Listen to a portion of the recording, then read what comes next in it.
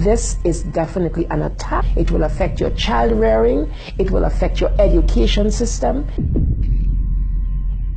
This is instructions for the teacher in the classroom to ask her or his students, how do people express their sexual feelings? Oral sex, masturbation, anal sex, massage, holding hands, touching each other's genitals, saying, I like you. It is pornography men, especially on the House floor, did not want to look at. We couldn't show this on the television news, but yet we want our 4th grade children to be looking at this book. The World Health Organization standards for sexuality education in Europe actually suggest that children ages 0 to 4 should be given information about masturbation and given the right to explore their gender identities. For ages 4 to 6, children should be taught about same-sex relationships and respect for different norms regarding sexuality. Some of the objectives of the UNESCO Sexuality Education Guidelines include teaching children at age 9 about sexual stimulation and the definition and function of orgasm, and at age 15,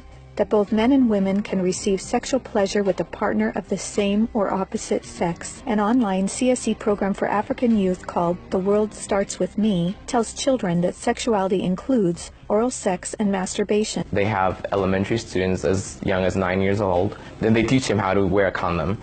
And they have this plastic genitalia, and they even have young girls. They're teaching them how to put a condom on a male genitalia and boys how to put a condom on a women's genitalia without the knowledge and consent of the parents. They're giving them handouts, negotiating sexual encounters with other students. For example, there are statements like this: can I take your shirt off? It makes me hot when you touch me here. Is it okay if I take my pants off? This pamphlet called Healthy, Happy, and Hot tells young people that you have the right not to disclose your HIV status to a sexual partner if you're not comfortable. It also tells young people that are HIV positive that if they decide with their partner not to wear a condom, that's their decision. On page 89 of a UNICEF-published Sexual and Reproductive Health Manual, UNICEF listed situations in which one can obtain sexual pleasure that included sexual responses directed towards inanimate objects, animals, minors, and non-consenting persons. In the context of the Sustainable Development Goals that determines the agenda for the next 15 years, the voice is very, very biased. It's just International Planned Parenthood Federation and their affiliates. It's All One, however, like most CSE programs, is really just cleverly disguised abortion rights, sexual pleasure education, masquerading as human rights, gender, and sexual and reproductive health education. It aggressively promotes abortion. With over 112 references to abortion, It's All One has an obsessive focus on sexual pleasure, mentioning sexual pleasure 62 times. Comprehensive sexuality education programs are disguised under many names.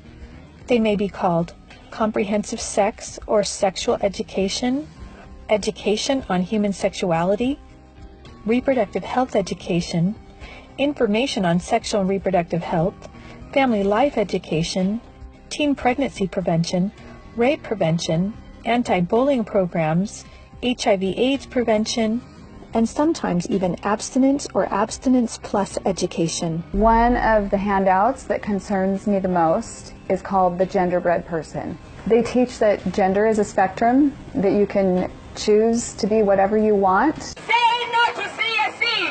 not to CSE! We've got to stop it. We've got to use everything at our disposal. We have to stand together. My family is mine. My wife is mine. I am hers. Our children are ours. Band together and find ways to stop it from entering your country. If we don't do something about it, it is all of us that carry that guilt. To learn more and to sign the petition to stop comprehensive sexuality education, go to stopcse.org. Together, we can and will protect the world's children.